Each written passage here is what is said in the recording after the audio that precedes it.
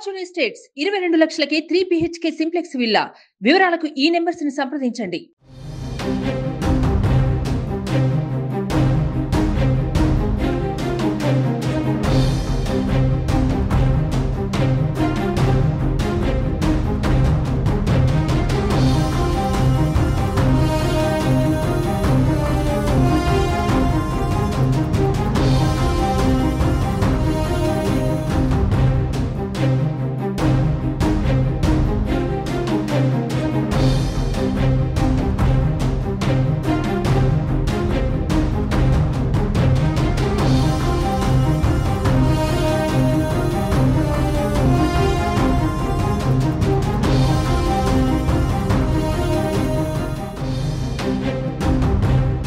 Pithapuram assembly అభ్యర్థిగా జనసేన అధ్యక్షుడు Pawan Kalyan nomination దాఖలు చేశారు. పిఠాపురంలో భారీ ర్యాలీగా వెళ్లి నామినేషన్ వేశారు. పిఠాపురం టీడీపీ ఇన్ఛార్జి వర్మ, జనసేన ప్రధాన కార్యదర్శి నాగబాబుతో పాటు ఈ కార్యక్రమంలో జన సైనికులు పెద్ద ఎత్తున పాల్గొన్నారు. ఎన్నికల అఫిడవిట్లో పవన్ కళ్యాణ్ తన ఆస్తులు, అప్పుల వివరాలతో పాటు విరాళాలను ప్రస్తావించారు. నామినేషన్ సందర్భంగా సమర్పించిన ఎన్నికల అఫిడవిట్లో గత 5 ఏళ్ల ఆర్థిక సంవత్సరాల ఆదాయం, అప్పులు, చెల్లించిన పన్నుల వివరాలు జనసేనాని తెలిపారు. గత 5 ఏళ్లలో పవన్ కళ్యాణ్ సంపాదన 114,76,00,000లాగా ఉంది.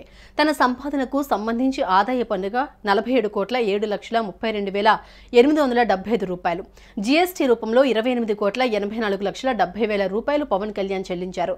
ఎన్నికల అఫిడవిట్లో పవన్ కళ్యాణ్ తన అప్పుల గురించి వెల్లడించారు. పవన్ కళ్యాణ్ కు ఓవరాల్ గా అప్పులు 64,26,84,453 రూపాయలున్నాయి. ఇందులో వివిధ బ్యాంకుల నుంచి 17,56,84,453 రూపాయలు అప్పుగా తీసుకున్నారు. వ్యక్తుల నుంచి పవన్ కళ్యాణ్ తీసుకున్న అప్పులు 46,70,000 రూపాయలు. పవన్ కళ్యాణ్ వివిధ సంస్థలకు జనసేన పార్టీ చేపట్టే సేవా కార్యక్రమాలు, పార్టీ కార్యక్రమాల నిమిత్తం విరాళాలు అందించారు. ఇందులో జనసేనకు 17,15,00,000 పార్టీ చేపట్టిన కౌలు రైతు భరోసా, క్రియాశీలక కార్యకర్తలకి ప్రమాద బీమా లాంటి కార్యక్రమాలకు ఉపయోగపడేలా వేర్వేరు సందర్భాలలో విరాళాలిచ్చారు. వివిధ సంస్థలకు 3,32,00,000 విరాళాలను అందజేశారు. కేంద్రీయ సైనిక్ బోర్డుకు ₹1,00,00,000, PM citizen assistance and relief ఫండ్కు ₹1,00,00,000, అలాగే ఆంధ్రప్రదేశ్ ముఖ్యమంత్రి సహాయ నిధికి 50,00,000, తెలంగాణ ముఖ్యమంత్రి సహాయ నిధికి 50,00,000, శ్రీరామ జన్మభూమి తీర్థక్షేత్ర ట్రస్టుకు 30,00,000, Pawan Kalyan learning centre for human excellence కు 2,00,000 రూపాయలు విరాళం ఇచ్చినట్లుగా పేర్కొన్నారు.